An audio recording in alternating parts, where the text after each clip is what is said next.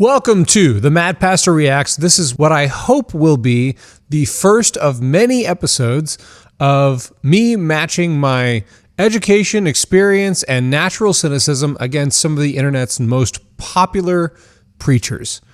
And this week, we're starting off with a bang. We're starting off with Steven Furtick and his video called Focus on the Promise, Not the Problem. Now, this is an excerpt from a much longer sermon, and the sermon is based on the scripture, Numbers chapter 13, verses 17 through 31, and it has to do with the Israelites are about to enter into the promised land. They've been freed from Egypt. They're about to enter into the promised land. And Moses wants to send spies in because there are already people there. And this is the land that God's supposed to have given them, but people live there already. And so Moses wants to send spies into the land. And this is what Steven Furtick has to say about that. The question isn't, has God given it? Joy, peace, all the fruit of the Spirit. Love, patience, kindness, goodness, faithfulness, gentleness, self-control. Just as a side note, goodness is actually generosity. It's love, joy, peace, patience, kindness, generosity, faithfulness, and self-control. Now we're going to see what happens when God is bringing you into something and the devil is pulling you back to something. So the original text makes no mention of the devil. There's nothing devilish about anything that's happening. This is entirely just a created fiction to control people. So this is a common tactic that a lot of non-denominational pastors will use. They will talk to their congregation about things that are going bad and tell them that things are going to get better, not because of any change in behavior or change in attitude, but because if they just keep believing and believing harder and giving money and coming to church, it's a way of manipulating people into staying committed to the church. No matter how bad it gets, all you have to do is what I'm saying. And so there's this constant promise of something else that's about to happen, and it's a lie. And they are right on the cusp of it. You don't know how close you are. Yeah, see, you don't know how close you are. You're about to win the lottery. You don't even know. Yeah, well, that's not really how life works, and we all know that. If you have liked anything that I've said, please consider clicking like. Please consider subscribing. Also, consider giving to the church that I'm the pastor of, Kindred UMC. 100% of your proceeds will go directly to a global or local charity that we change out regularly. The Florida United Methodist Children's Home, Hurricane Relief. Who knows what we'll do next, but you can be a part of helping your world to be a better place. Y'all are looking at me in shock and disbelief. So tell the person next to you so they'll believe you. You don't know how close you are.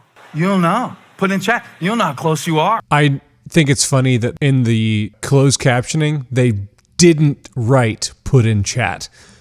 But he did say put in chat. He said, turn to the people around you and put in chat. Tell everybody, because there's this communal, it's a way to lie better. If you can get everybody else to say the lie out loud, then you're lying better. They're coming into Canaan, but you remember, they just got out of Egypt. So he told them, go up through the Negev and on into the hill country. Just got out of Egypt is actually a really important. I thought he was gonna. I was about to say he's gonna do something good, but then he just gave it up. No, the fact that they just got out of Egypt is a really important.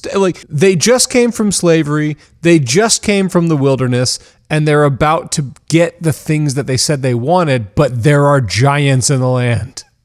And that's the setup for the whole text. But he was about to go into it. I was ready to give him props, but he didn't go into it. He's too distracted by his agenda. But then he says, do your best to bring back some of the fruit of the land. It was the season for the first ripe grapes. Say it. It's eating season. It's eating season. It's eating season. I gotta say, I really hate it when pastors do this. Say it. Just tell the story. Just make your point. This is a gimmick. It's a hacky gimmick. And only people who are your fanboys are going to enjoy it. Everyone else hates it. It's eating season. I cancel every carbohydrate you're going to eat on Thursday. It's eating season. So he's capitalizing on the fact that it's about to be Thanksgiving. And he's made a joke about, which is a joke he makes often, by the way, about canceling out carbs and being able to eat whatever you want. And this is a little tip of the hand. His whole thing is letting people off the hook. It's canceling out consequences for bad behavior. That's what he's selling. That's what he peddles. And here we go. This is that's not even a point of the text, but it's the thing that so far has gotten the most applause from his congregation. They're really excited about, let's eat and not have any consequences for our bad behavior. Yeah, this is not the gospel. They got grapes, the promise. They got giants, the problem. Okay, but this is really powerful. Watch this. I hate when preachers say, watch this, and then they read the text. It's so hacky. It's so stupid. It's so bad. Also, I bet money, real money, that he doesn't know what any of these places are. I bet he has not studied any of the geography or what these actual ancient Hebrew names are referring to. I bet he doesn't know why they're important. I bet he hasn't done any of the research. And he certainly doesn't seem to be bringing it up at all. But whatever. And the whole Israelite community at Kadesh in the desert, they're still in the desert. So when you're in the desert, you ask desert level questions. So I'm just making a prediction here. He's about to go into when you have hard times, because his whole congregation is desperate people who are looking for desperate answers, and he's willing to peddle desperate answers to desperate people, not solve their problems and not actually offer any advice, but desperate answers to desperate people. He's going to compare the desert to their problems. And their problems are going to be real things like my daughter has cancer, or I'm behind on my rent and I'm going to be evicted, or I lost my job, or I'm in debt over my head and I can't. And then his answer is going to be, you don't know what God's about to do.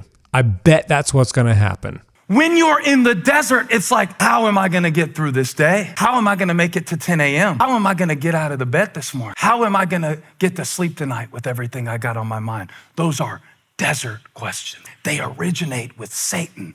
Yeah, he's going to tell people that feeling anxious is sinful, that anxiety is from Satan. No, sometimes anxiety is because your life is a mess and you need to do some things to get it right.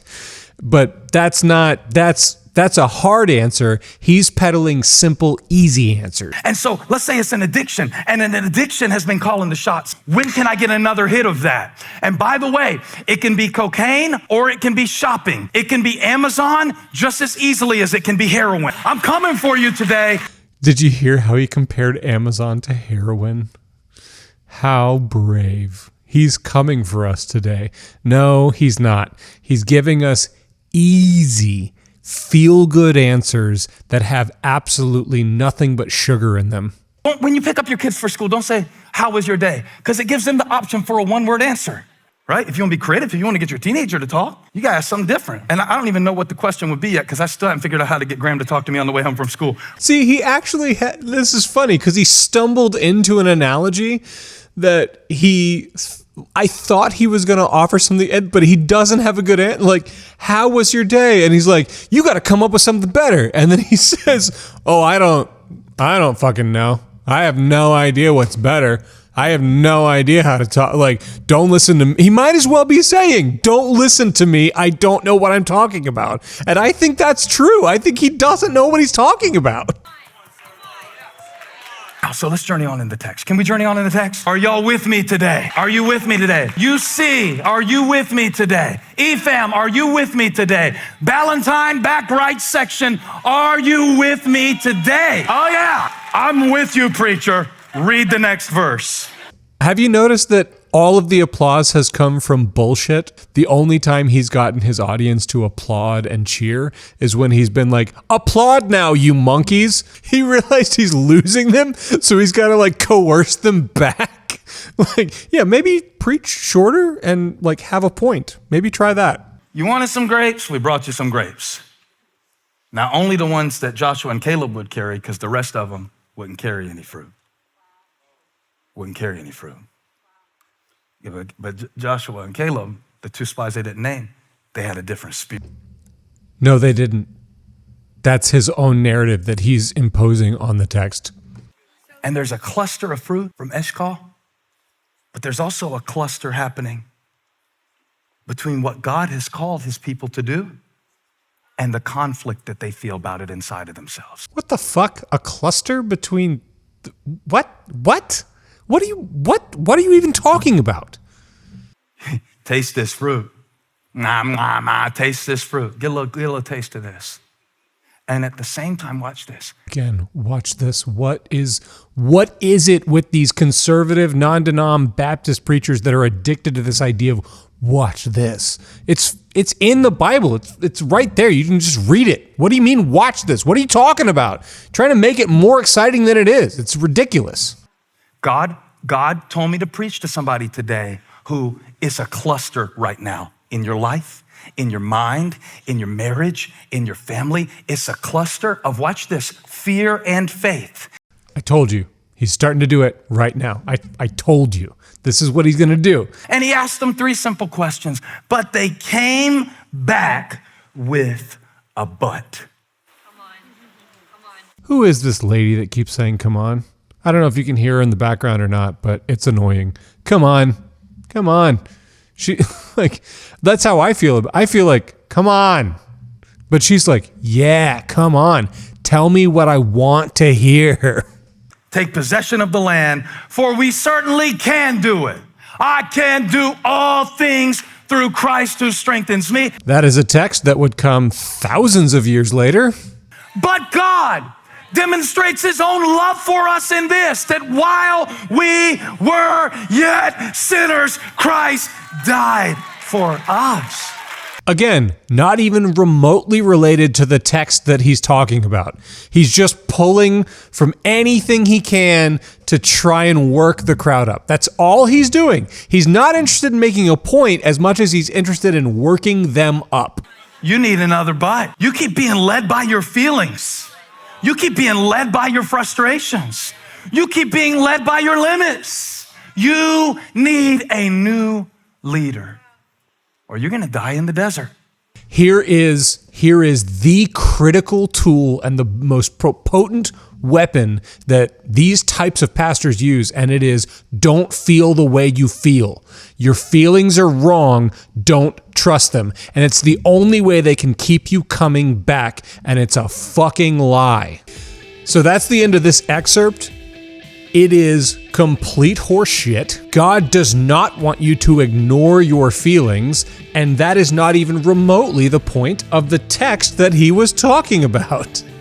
He has co-opted this story in order to get you to come back, in order to get you to participate again.